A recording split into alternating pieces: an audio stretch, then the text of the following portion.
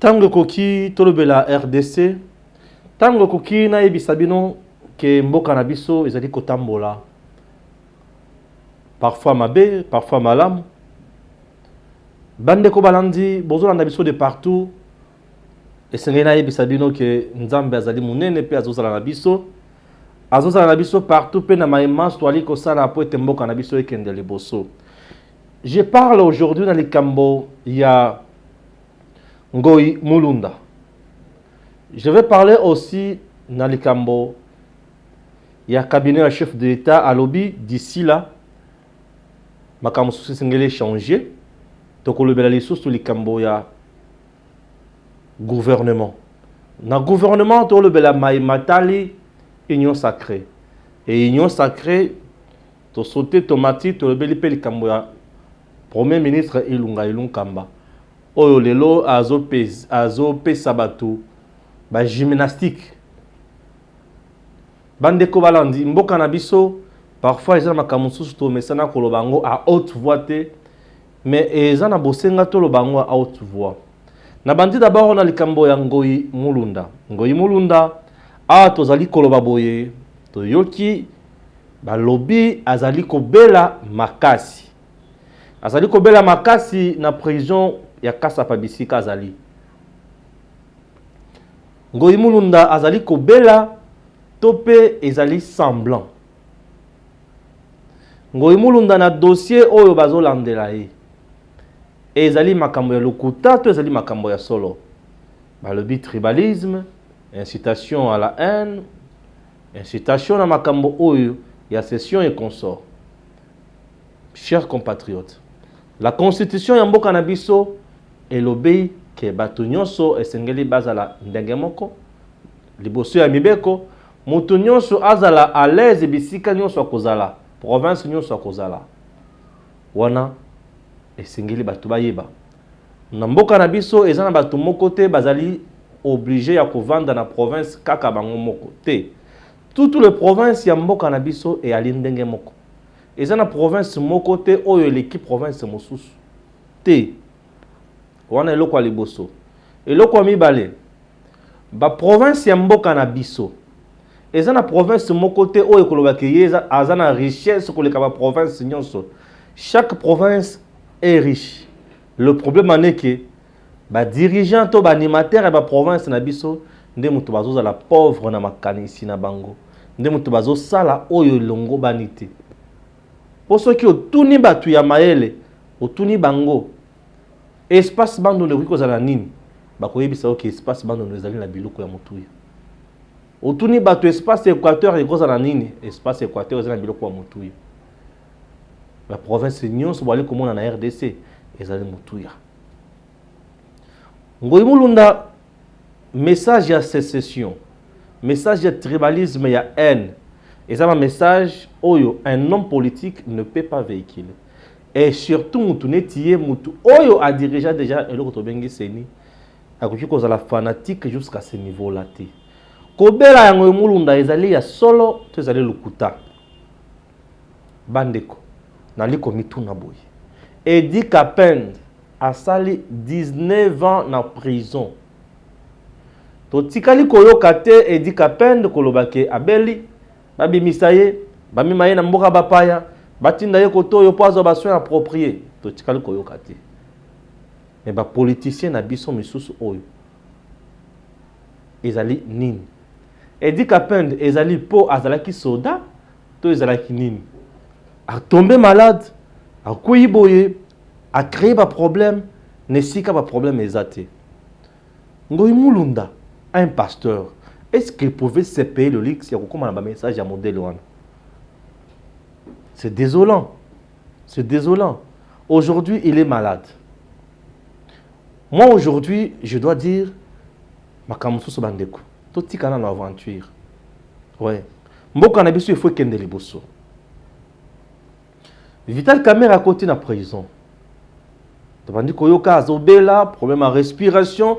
Mais quand on a un problème à respiration en Kamerhe, on a dit pourquoi et c'est lui. Ma kamweze belé, ba me maye na mboka musu se consort. Ba me maye koto, ba me maye koto. Ah, les lois côté ni sa tongote.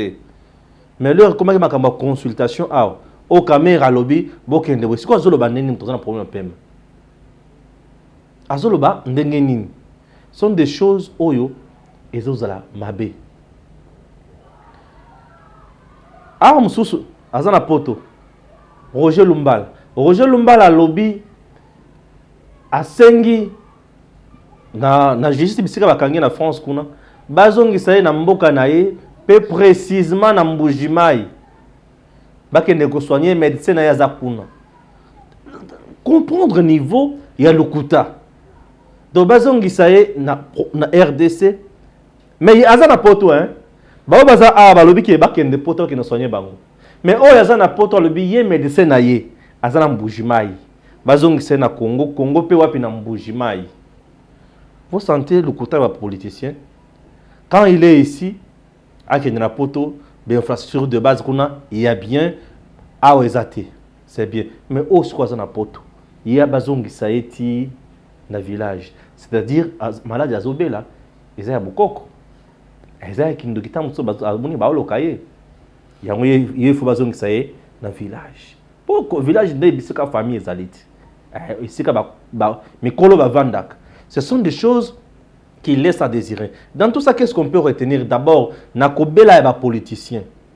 Pourquoi les politiciens n'habitent pas dans la prison?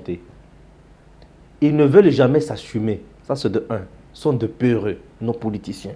Je dis, sont de peureux, de menteurs. Ils ne veulent pas s'assumer. Ça, c'est de un. De deux, sont de mauvais gestionnaires. Puisque les conditions dans lesquelles les prisonniers vivent, elles sont inhumaines. Au comme en prison, au tel modèle bateau vivre en prison, au qui passe, au qui paie mal. On dit que en prison a commis ce qui est indigène et un modèle d'unité. Le bien est ici qu'il y a qu'on rééduquer. Bozo qui est qu'on rééduquer mon na salité. Bozo qui est qu'on rééduquer mon na nzala. Bozo qui est qu'on rééduquer mon nenginini. Non. Il y a des choses où ils ont mal à monter. Bemba était en prison dans ces pays. Abimia en santé. Bon, ce que c'est 10 ans, il y a Makal. Mais la Bimi Bongo, Bemba était dans ces pays habillé en veste. Na cravate à une audience. Avant de payer à Bazo Sambisa Makam. Pourquoi Mundela zo komisa mutu mutu? Mais biso bitu mutu zo komisa mutu nyama. C'est horrible. Mauvaise gestion. Talangombolo dans la prison, il y a Mboka na biso. Tu vas pleurer. Tu vas pleurer. La prison, la province, au collège, que les autorités prennent conscience, va trouver la solution pour le peuple congolais. Bato bazo quand bazo tient la prison, ana bazali banyamate, bazali batu. Prisonniers ont droit ya kolia, ont droit ya komela, ont droit ya kolata bisika zawana, ba uniforme balata kawana, ont droit ya kolala pe isika ya malamu. Pour bosana kata ko rééduquer. Pourtant on bima un jour. Azala sous mutu à l'état ya nyamate azala mutu civilisé. C'est ça même le rôle. Il n'y a pas prison na biso. Lokola ba Gérard Mabé ba sala ka ba prison Mabé yango ba mongotan ba kota ka kuna ba yoki mulunge wana ba lebi non nazobela. Ngwe mulu na bazola kisaina sachet ya mai na loboko avandi lembi. Eh. Kasi koyo te vandanan. C'est horrible. C'est horrible. Ça doit interpeller nos dirigeants. Premier sujet. Deuxième sujet ou deuxième thématique Nabiso, ezali au sujet, il y a l'Ikambo, il y a le gouvernement et l'union sacrée. Tous les gens na beaucoup de choses font. Bato bazona ndenge bazali ko nongwana, bazali ko bunda, o nazo ebonga boye, o nazo ebonga boye, o nazo ebonga boye, c'est tout à fait normal. Lokola bazaba politicien, bazana bosenga, mutuna mutu azwa par naye. Mais tout ce que nous demandons est que mutuna mutu azwa par ya responsabilité sur base ya apport naye. Ça c'est de 1. Et de 2, il indique kolobate que ceux qui osana ba député belé tozana port moko ya munene koleka nde ozi gouvernement mobimba. Non, c'est un gouvernement d'union sacrée. Ça demande mutu nyonso azala loboko wana.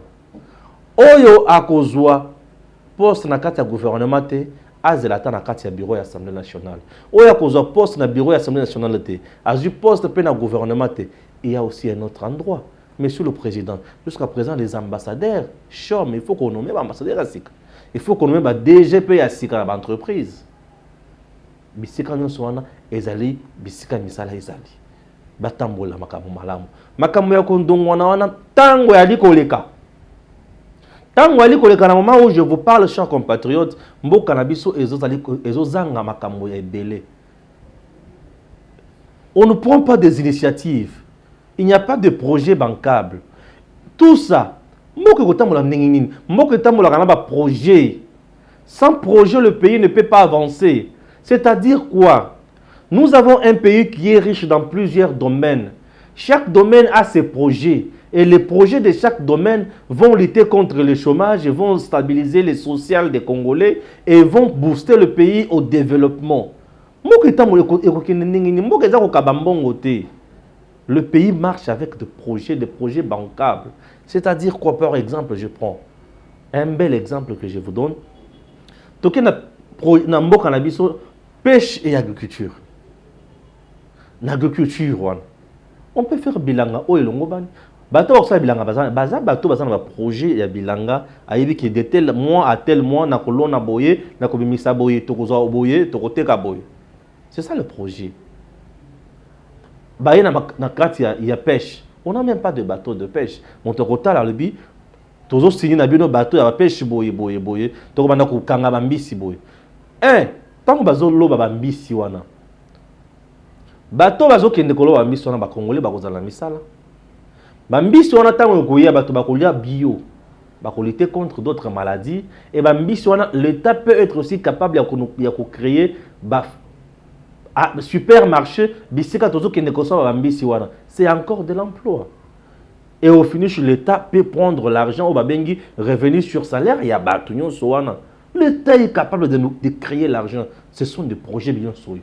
Mais dans le cannabis, alimentation, supermarché, privé. Il y a l'État, ils ont wapi. L'État congolais, ou juste l'État congolais n'a pas d'initiative. Dans ces pays, il n'y a pas de projet. Mais il y en a, attention. Les projets, dans le cannabis, est-ce que les projets sont soutenus? C'est ça le problème. Est-ce qu'ils sont soutenus? Les projets, ils sont ezana ba konzi mususu bazana projeté et suffit de soumettre ka idée bo ya yibi tawa ko yiba pe faisabilité problème mutema munene kibongai mais ozana mayele te. C'est ça le problème. Muto na projet na ye zoyer tozala honnête totika malhonnêteté na gestion. C'est ça aussi mboke ko la modèle wana sous d'autres cieux. Quelqu'un qui a un projet, lorsqu'il vous amène ça, ce qui bondimi yango bo salé yango ndingi aye nango. Yépe beaucoup misa mutuana tout le banana beaucoup misa riche, comme patron. Quand il est patron, ça dit il va engager les gens. Tant qu'ils ont engagé, bato engager banana ba congolais. Ba congolais. Et l'État a copéma. Nous surtout que ça l'État a kosa les locaux mon côté. Mais ce qui l'État a partagé makambona batu privé, et c'est à ce moment-là que l'État recommande à l'État normal. L'État a commis de plus en plus l'État patron a subventionner Batu. Mais ce que l'État a besoin de la l'État nous soit toko vandaka na mboka na biso yo to sala ta ba 50 ans to zalaka na lokote. Ponenge to za 18 ans Kabila awa kaka Kabila yemo na za riche. Ba Congolais ba za riche ba za wapi? Bato a travailler na bango o ba yibaki. Nde muto ba za riche. Alors les autres. Regardez comment nous souffrons. Nous souffrons puisque nous les voulons. Nous les voulons. Chers compatriotes, je parle maintenant du Premier ministre. Le Premier ministre aujourd'hui risque de tomber dans l'infraction de l'outrage au Parlement. Le Premier ministre tel qu'il est là, la Constitution de notre pays dit quoi? Le président de la République désigne et nomme le Premier ministre au sein de la majorité parlementaire. Est-ce que le président ne peut mettre fin à Moussala et Premier ministre? Le président a mis fin à Moussala et Premier ministre. Mais il peut demander la démission au Premier ministre. Ce que le Premier ministre a beau, a tikinaï. Ça c'est de 1. Mais l'Assemblée nationale peut mettre fin à Moussala et Premier ministre. Par quelle voie? Un député national agit dans le Lengenin. Député national a signé un décret. asignaka décision te asignaka ordonnance te le député national ya votaka kaka ako voter biloko ebele ako votaka mibeko pe a votaka pe a proposaka ba motion na de défiance to motion de censure. Député national a travaillé na ba commission, député national a salaka ba enquête parlementaire et député national azali mokonzi. Bozoto na mokonzi nini na ordre hiérarchique ya constitution na biso. Le président de la République, la première institution. Et la deuxième, c'est le Parlement. C'est le Parlement. Le gouvernement, c'est la troisième institution. Alors, comme le Parlement, c'est la deuxième institution, le Parlement est l'autorité au chef même du gouvernement. Puisque le gouvernement, tel qu'il travaille là, il est contrôlé par le Parlement. Il est contrôlé par le Parlement. Il est investi par le Parlement. Il est sanctionné par le Parlement. On interpelle tout le monde par le Parlement. Le Premier ministre est investi ensemble avec son équipe par le Parlement. L'Assemblée nationale fait un grand travail. Donc, Premier ministre Nengazawana, Assemblée nationale Mokonzi Naye. Et Nakati Assemblée nationale, tout ça, les députés nationaux. Et lorsqu'un député national a trouvé qu'il y a problème dans la gestion du Premier ministre, il y a ministre, il y a DG entreprise, il agit sur base de la motion de défiance, motion de censure. Motion de défiance lorsqu'il s'agit d'un membre du gouvernement. Motion de censure lorsqu'il s'agit du Premier ministre. Le Premier ministre est le premier, oui. Mais il est ministre aussi. Il est le chef du gouvernement.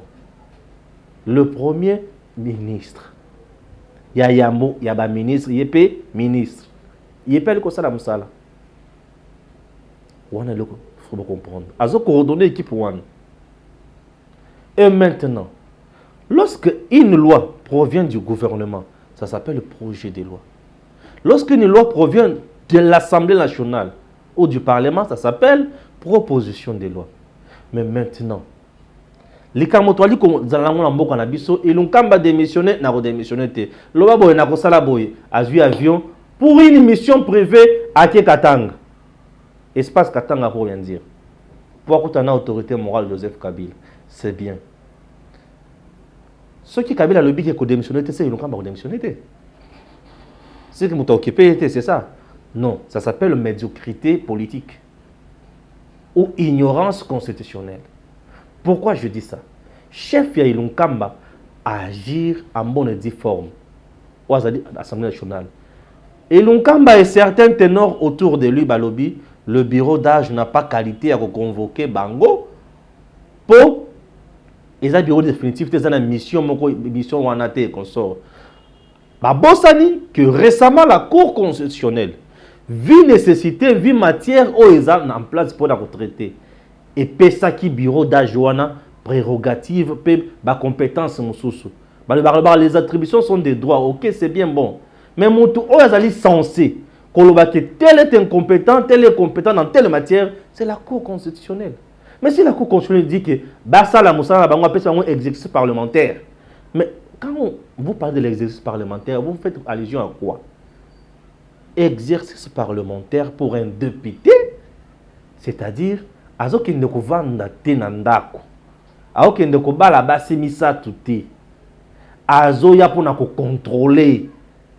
Et pour contrôler, il faut initier ma motion de défiance, de censure ou d'information.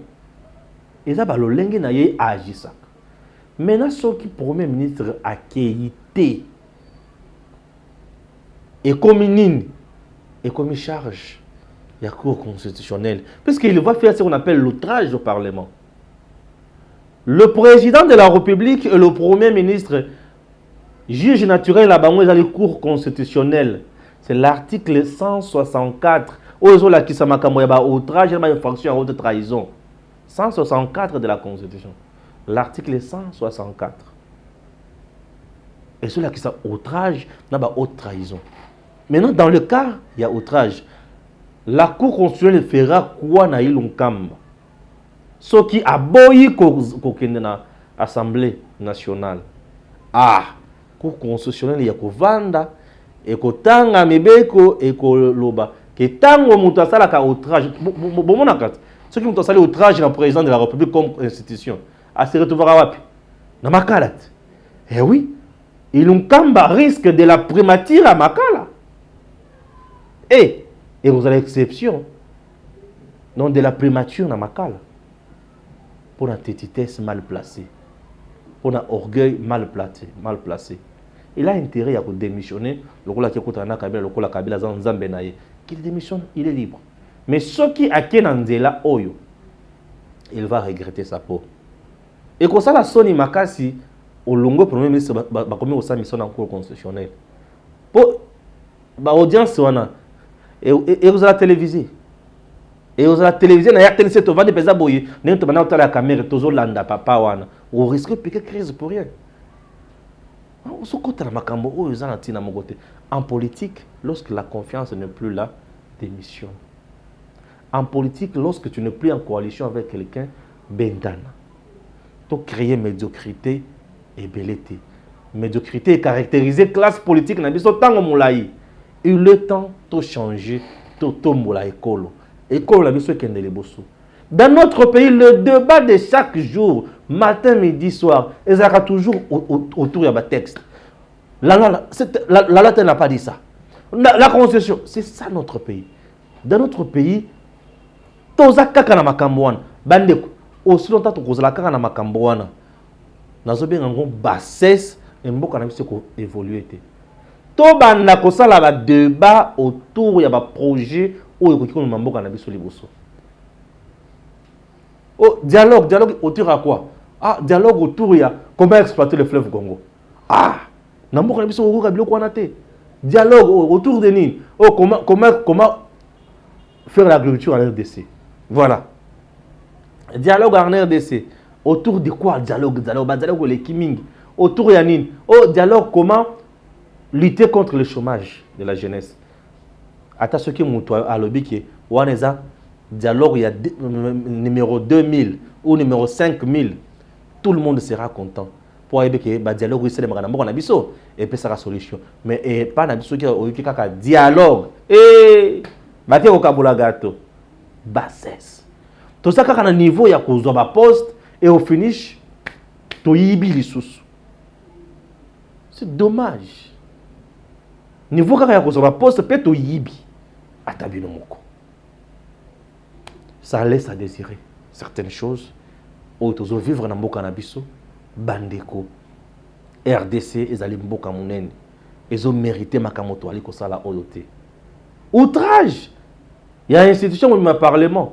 Parlement o azali responsable na yo. Ozo outragé. C'est dommage. Tozo pe cet exemple li na bato bazo ya sima. Tozo tika héritage nini. Kaka ya bassesse. Non, c'est de trop. Changeons. Tango Koki. Chers compatriotes, nazo tout na sikolo. Mission privée au Ilunka maki na Katanga wana. Espace Katanga. Aki na ba frère nini. Il y a primature, tombon na ya poche. C'est dommage. Merci à mon réalisateur. Merci Nabino Banso, bon messana ko la Nabiso de partout. Toza toujours Nabino. Pour être biso sosi na biso ezali ya kosala mosala oyo. Komema mosala oyo et faire comprendre bino que mboka na biso eli kotambola mabe. On n'a pas le temps de venir insulter les gens ici. Baton ba ebisira mendeko Stéphane. Est-ce que ndenge mama Olivier menenga zola tawana eza mabe to eza malamu abi oh bon kana za na pena le madame Olivier. Elle peut s'habiller comme elle veut. C'est une dame que je respecte. Parce que moi célibat la bande ko botika ko tsana ba polémique mususu o eza malamu te. Asolata ce qui a l'attitude na bébé italien ce qui a l'attitude coupé italien ce qui a l'attitude yé moko ko lata o nyonso ko linga moi si nyonso lata ka ndenge mbala ya lingaka botika ko tsanga makamwana s'il vous plaît. Je respecte beaucoup les femmes et surtout les femmes mariées basakana bangote. Moi salibala o l'état yebi et toute femme il faut respecter. Puisque là, il s'agit de ma mère. Toute femme, il faut la respecter puisqu'il s'agit de ta mère aussi. Alors moi, je n'accepte jamais que mon finga maman oya botinga. Alors on a condamné na finga pe maman oya botinga moninga. Yo za kitoko te. Mais na lobi attention la tina chuna baby eza yaye. Alati pantalon eza yaye, alati kola eza yaye. Mobile na suka lingi et moko. Donc na kota ba débat on a s'il vous plaît, bosser nga makambo wana te na koloba yango te s'il vous plaît. Je ne suis pas là pour nous censurer habillement ya batu atabino moko. Hein? Merci. Na pire esprit. Ça nous fera du bien. Ce qui te continue à makambo wana te. Cabinet président de la République balobi, il faut diminuer bateau balongwa. Le président tel qu'il est là, il sait. C'est qui est vrai bateau kuna to ki ba noma bateau belé. Plus le cabinet ils ont bateau belé, plus il devient budgétivore, plus mbongo ezobima, plus mosala les autres la freiner et qui to côté. Misala la RDC ezali. Ezaka la cabinet ministériel. Le problème est que le gouvernement congolais est responsable de kozanga misala na mboka oyo. Gouvernement congolais. Domaine il y a investissement na mboka na biso. Ministère il y a plan, ministère il y a investissement et conso. Ba ministère wana. Tango muto ayaka pona ko investir na mboka oyo. Boye ndenge ba taxaka e. Et ce climat d'affaires d'abord dans notre pays, c'est vraiment sain aussi. Il y a des choses où ceux qui vous vendent, vous tirez pesa maïeli na makambo wana. Ce qui te facilite ba investisseur. Te facilite tâche na bato bazana ba projet bancable dans ce pays au travers de mon chômeur. Je vous assure. Au travers de mon chômeur. Ce qui te facilite ba projet na bakolo yango ki chassa ko za salité. Ba projet ya Kinshasa est comme propre ibele ya batu ba yiba yango na ba ministre provinciaux au finish akutani na mir aza maele te ba vestera mine na zo vimba nzamba limbisa pino. Merci à toute mon équipe et à très bientôt.